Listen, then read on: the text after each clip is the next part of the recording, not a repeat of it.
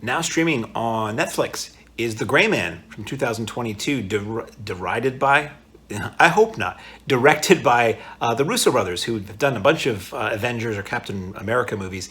And this stars Ryan Gosling as a top CIA agent whose identity is a secret, and he finds out something he shouldn't know, and then a whole lot of bad guys are after him to eliminate the person who knows something and to get, it's a flash drive back. It's always a flash drive these days.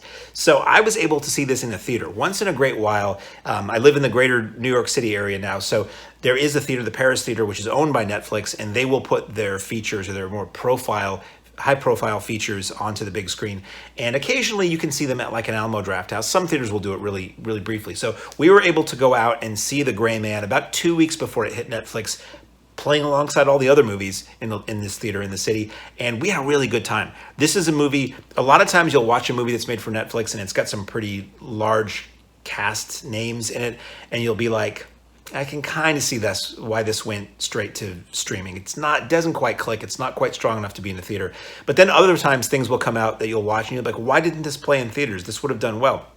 Maybe this movie maybe Ryan Gosling and Chris Evans aren't big enough names to sell a movie by itself without it being a Marvel movie or something like that. But we had a really good time with this. This is shot like a movie. This didn't feel cheap. It had soundtrack cues that were not cheap. It had a great end credits song too that I quite like. Anyway, so it is one of those assassin movies where it's like a John Wick basically, where there he is, get him, which I always say are the greatest words you could hear in a Jackie Chan movie. That's basically what The Gray Man is. And you get some flashbacks to Gosling's life and who his mentors. Billy Bob Thornton is in it as who is his mentor. And you have Alfre Woodard. And yes, I am looking off screen at the IMDb page. And you had Julia Butters. Name might not mean anything to most people. She was the little girl actress playing a little girl actress in Once Upon a Time in Hollywood, who was great and had those scenes with DiCaprio. She is in this. It's great to see her again.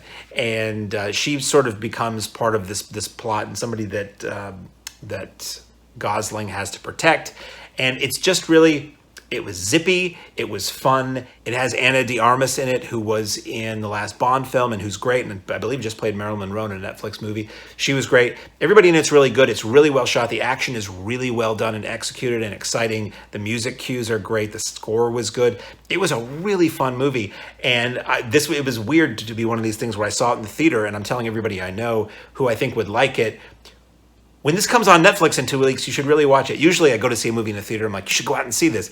It really hardly played anywhere, and it might only play basically to raise its profile and maybe make it a contender for awards or something, but I really enjoyed The Gray Man.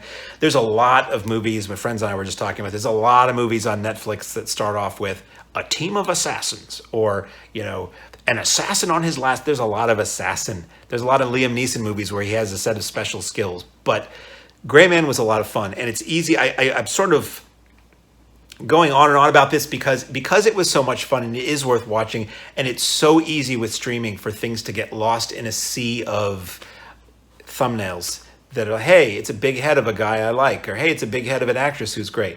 It's hard for them to, especially as they keep pumping them out, to rise above the tide and to be found after a while, because there are so many that are kind of just generic and are kind of just cheap. But I thought The Gray Man was a lot of fun. So I would recommend The Gray Man, now streaming on the Netflix.